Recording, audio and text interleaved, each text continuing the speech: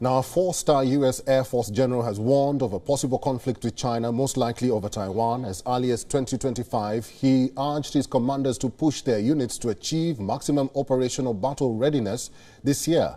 An internal memorandum over the issue emerged on social media and was later confirmed as genuine by the Pentagon.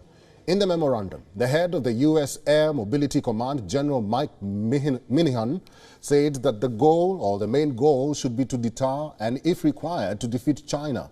Minihan says he hopes that he is wrong, but added that his gut says U.S. will fight in 2025. General Minihan reasoned his argument on this. Taiwan has presidential elections next year. This would offer Chinese President Xi Jinping an excuse for military aggression. During this time, the United States will be the most likely distracted by its own contest for the White House. General Minihan hence says that Xi's team, reason and opportunity are all aligned for 2025. Senior U.S. officials have said in recent months that China appears to be speeding up its time frame to seize control of Taiwan. China staged major military exercises in August last year, seen as a trial run for an invasion after a defiant visit of solidarity to Taipei by then House Speaker Nancy Pelosi.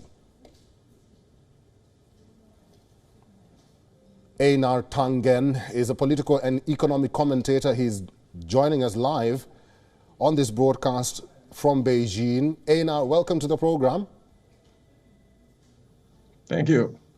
General Mike Minihan says he has gut feeling of a war brewing in 2025. When a military official at this level or at his level issues such sensitive information without any mention of intelligence gathering, how would you interpret that? Is it to be believed? Well, I mean, as he said, it's a gut feeling. He also said, quote, when you can kill your enemy, every part of your life is better. Your food tastes better. Your marriage is stronger, unquote. I think you can pretty much tell by his mindset what he's going on. But it is troublesome and will merit a reaction from Beijing. I mean, this is in conjunction with new trade sanctions being mulled by the White House, 49%, where they are going to make sure that American companies cannot invest in any kind of technology, high-end technology in China itself, and also an increase last year of 49% in U.S. arms exports.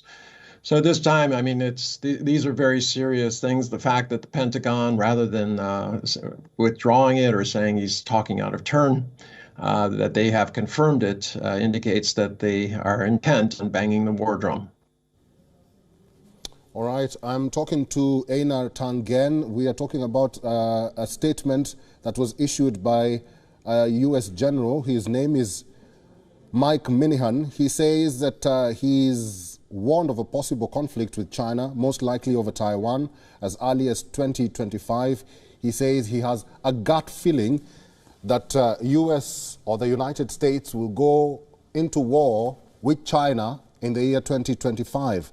And the Pentagon has backed his claims. They say that when an official at his stature says this, then both countries should be worried. That is the United States and China. We are yet to receive any confirmation or any reaction from the Chinese side over this statement by Mike Minihan. Now, in the memorandum, the head of the U.S. Air Mobility Command, his name again, General Mike Minihan, says the main goal should be to deter and, if required, to defeat China. Minihan says he hopes that he is wrong, but added that his gut says U.S. will fight in 2025. Einar Tangen is a political and economic commentator. He's with us in Beijing. Now, Einar, a U.S. defense official says that Minihan's comments are not representative of the department's view on China. A Pentagon spokesperson said Friday that the U.S. national defense strategy makes clear that China is the pacing challenge of the Department of Defense, and that U.S. officials are working with allies and partners to preserve a peaceful, free, and open Indo-Pacific. What do you make of these statements? Well, it's the usual. Say something aggressive, then walk it back a little bit later. You've seen this countless times. Biden has mentioned 3 times that he would come to the defense of Taiwan militarily, only to walk it back almost immediately. And this is a real issue. I mean, no country can trust another country. You can't have treaties if the country breaks treaties, and they basically say one thing, do another. So, increasingly, the U.S. is seen not just in China, but around the world as almost a rogue nation. They start wars, basically level economic sanctions unilaterally on other countries in disregard of international organizations. They break so many treaties, whether it's the climate accord in Kyoto or Paris, the Iranian nuclear deal. And countless others. So at this juncture, it's very hard for anybody to judge exactly what the U.S. is doing other than trying to stay on top of the world, try to maintain its hegemony. What would be the likely reaction from China, you think? Well, at this juncture, I think China hopefully understands that this tit for tat goes nowhere. Washington is not going to change. They continue to play these kinds of games. It behooves China to basically just stick with economics to continue advancing trade, development, as opposed to responding to Washington, because there's really nothing they can do. I mean, they can say, well, this is silly. Why do you want war? Why are you banging the war drum? Why do you let a 4-star general who was previously in the Pacific Command, why do you allow him to say these things? Why is he being, reprimanded? But that's all internal to the U.S. So at this juncture, China has to put its best foot forward, which is really about development. It's going to lead the world this year in economic growth. And that's important. We have a world which is, facing severe problems, everything from climate to the recession.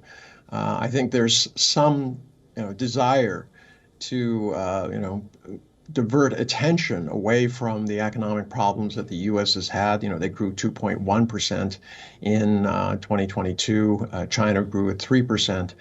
Yet you'd think the U.S. had achieved major victories economically. Politically divided, it's easy to use nationalism at this juncture to try to unite the country or to try to hide deficits in the way that you've handled everything from COVID to wars to the internal divisions of the United States, gun violence, the list goes on.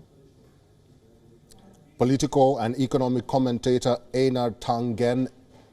Einar, thank you very much for making time and talking to us today. Thank you for having me. WION is now available in your country. Download the app now and get all the news on the move.